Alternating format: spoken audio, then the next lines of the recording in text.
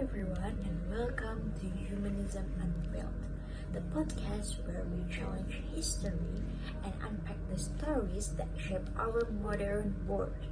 I am Jessie, your host, and today we're talking about something that transforms how we think about art, literature, education, and even ourselves. That's humanism during the Renaissance.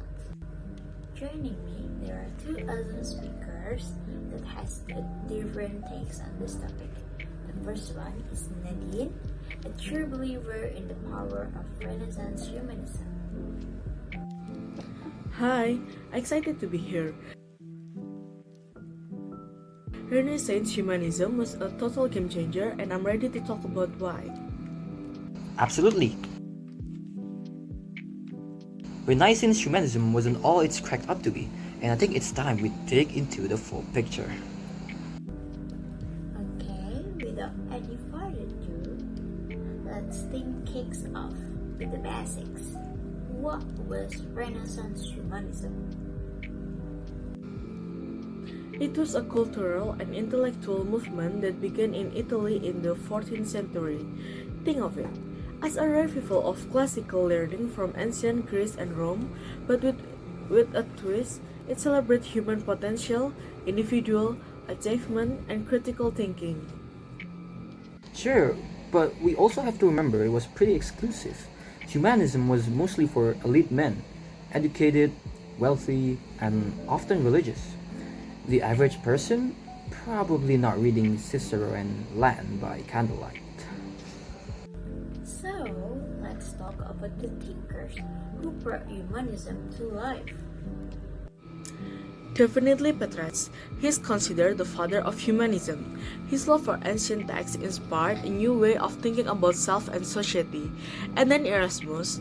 He promoted education and moral reform, even critiquing the church within praise of folly. But they were still deeply religious. Humanism didn't break away from religion, it just tried to soften it. And let's not forget about Thomas More. Utopia sounds ideal, but it was also a vision of a highly controlled society with little personal freedom.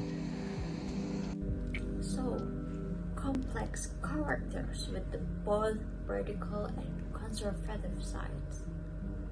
So, how about the influence on art? Does Renaissance humanism also had a huge impact on art? What changed about that? Everything's. Artists began using perspective, focusing on realism, the human form, and emotion.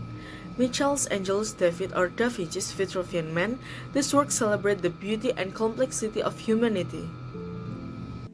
But again, who was this art for? Mostly wealthy patrons like the Medici or the Pope. Art was still tied to power and prestige. It wasn't liberating for everyone. So, stunning creativity, but with the strings attached. Let's move into the education. How did humanism shape how people learned? Is there something that emphasizes them? Humanist schools emphasize classical texts, rhetoric, history, grammar, and neutral critical thinking and individuality. It was a big step forward from purely religious instruction. But let's be real.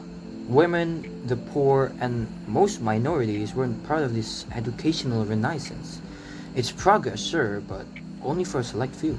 That's a big leap for learning, but not necessarily an inclusive one. Now, let's talk about the impact on literature and identity. What was the humanist vibe here? Writers started using vernacular language, which makes literature more accessible. They also explore secular times and individual identity, less focus on sin and more on the human condition.